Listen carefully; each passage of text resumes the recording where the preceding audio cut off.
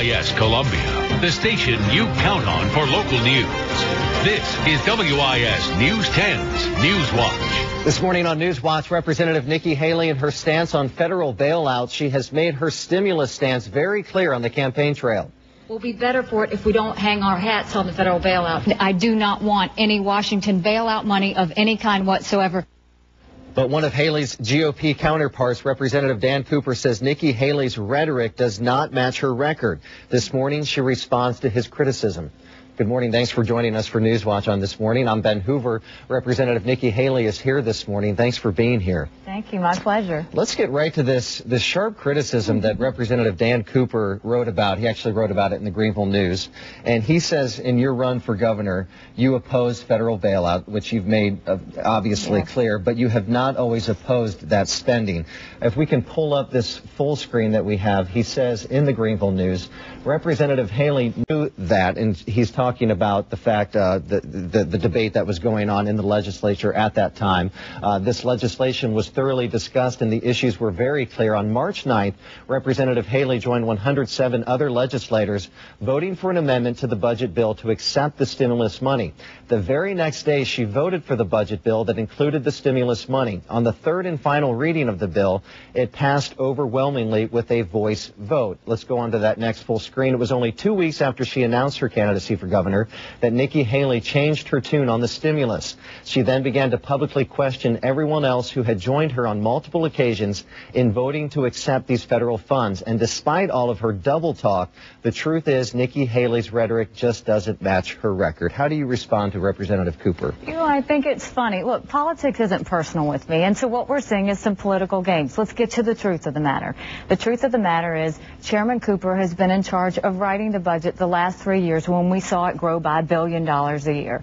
He has opposed me on trying to get legislators to vote on the record. He has opposed me on getting spending online. He has opposed me on any piece of good government that I've ever done. I don't expect him to come out and say that he is for me in any way, shape, or form, because he is everything that I have fought against for the last 5 years. The truth of the matter is, when the time came down and we had to make decisions on how we were going to deal with the taxpayers and the stimulus that came down from D.C., I voted against the stimulus. I voted against the budget that had the stimulus in it. And not only that, I was the legislator that asked for 24 hours for all the legislators to review the budget so that we wouldn't vote on something within 2 hours of receiving it. We'd actually have time to get it. Representative Cooper was one of the people that led the charge to defeat that 24-hour wait, and we didn't get 24 hours. So my stand is that I did vote against the stimulus. It is on record. It was on May 12th, and I stand by that, and I'm very proud of that stand. And I have always felt that way about the federal government, stimulus dollars, and the way we spend money in South Carolina. How do you respond to that March 9th vote that he points out? This was March 9th last year when the stimulus battle was going on between the governor and the legislature and the federal government.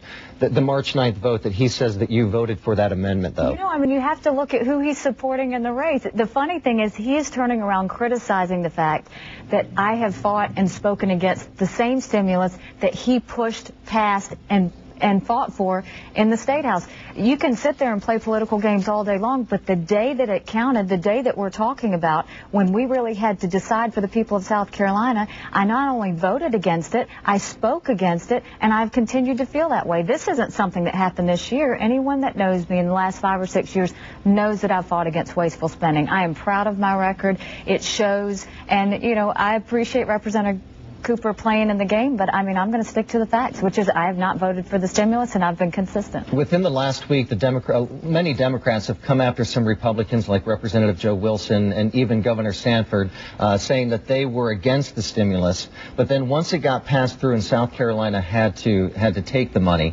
that people like Representative Wilson was actually, you know, seeking that money out for his constituents. Is that a fair criticism, that if they were against it, why would you seek out that money after the fact? You know, I'm not going to sit there and talk about criticisms of one or the other. I think what we need to talk about is, should we be accepting stimulus dollars? Should we be allowing bailouts from Washington? And the answer is no. I mean, all we did with the stimulus was turn around and watch the South Carolina government run up the credit card, and 2 years from now we'll have less money to pay for it.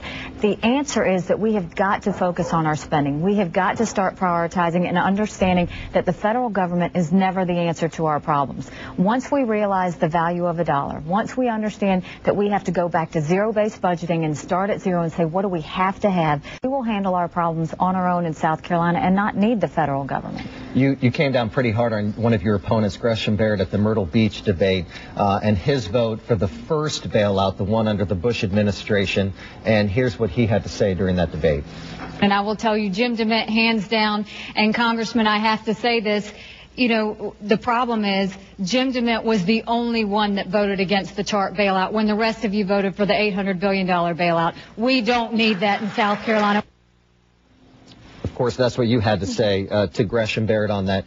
He came on Newswatch, and he told me that it was a tough choice at that time. It was a tough vote for him to make, and then at that point, it came down to the fact that, you know, mom and dad were going to go down to the ATM and no money was going to come out anymore, and it was a tough vote, and he did it, and he voted for it. But, you know, looking at that situation that the country was in, you can tell me that you would not have voted for that if you were in Congress? No, absolutely not. Look, all of our votes are tough. The stimulus vote that we took on May 12th was tough, but at the end of the day, what Congressman Barrett did was vote for a TARP bailout to bail out Wall Street in a time where he didn't see any accountability in that bill.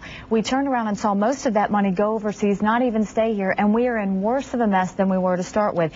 It is that D.C. mentality that we cannot afford in Columbia. It's that same mentality that has to stop. We have to go back to understanding the value of a dollar. We don't need to continue to put our citizens in debt. It was a mistake for him to vote on it then. It's a mistake now. He needs to admit that it was a mistake. Stimulus and TARP bailouts and any bailout of any kind don't work. And, you know, we saw that with the auto industry. Ford is the one company that didn't take the bailout money. And now it's seeing profit increases of 500%. And then you turn around and you look at the other two companies and they're no longer traded. If that is not an example of why we need federal government to stay out of the way and we need to go through the burn ourselves and learn the lessons of the value of a dollar, I don't know what is.